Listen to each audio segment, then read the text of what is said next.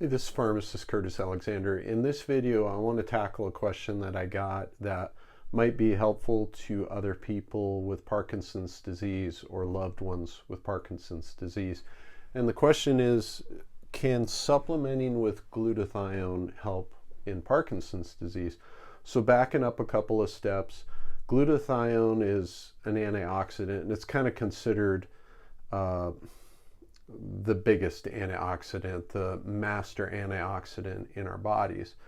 And that's great. And what they've noticed is that the levels of glutathione in Parkinson's disease patients' brains, particularly in their what's called substantia nigra, their concentrations of glutathione in those areas can be very low.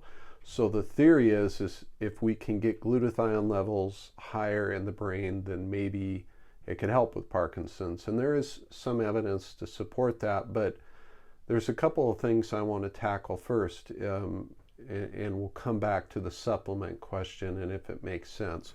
So first and foremost, if we want to increase glutathione levels, glutathione is produced naturally in your body, and you can get it by eating certain foods as well.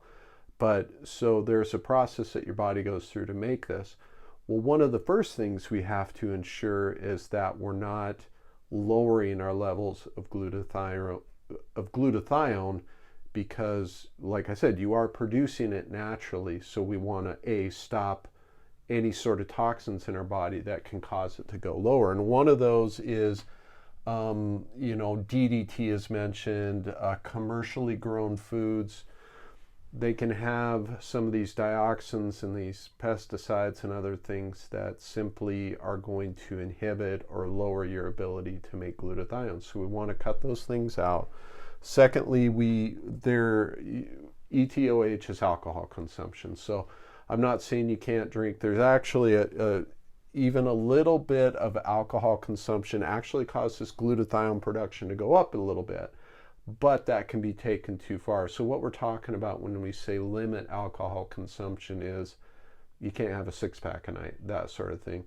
If you're going to have one, maybe two drinks, it's probably fine, but we do want to watch alcohol consumption. So there's a couple things we can do to minimize decreases in glutathione in our body. Now let's talk about, can we supplement? Does it make sense to supplement? Okay, so first and foremost, you can get glutathione over the counter. It is available in an oral formulation. You can get it IV, you can get it nasally, you can get it transdermally where you put it on the skin. So does it help? Now, that's an interesting question, because first and foremost, taking glutathione orally is notoriously a difficult way to see your levels go up, because it has a tough time in the stomach, in the environment of the stomach, and we don't see levels go up that much.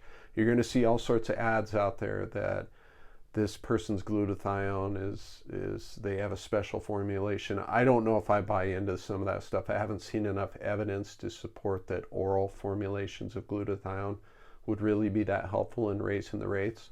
So really the best option if you're going to supplement with glutathione is to do an IV, which brings up its own host of problems. You have to go in, you have to do the IV, and IVs are short-lived. The glutathione levels from an IV don't stay high that long, so that also means more frequent injections. Okay, so there's some issues with trying to supplement with glutathione.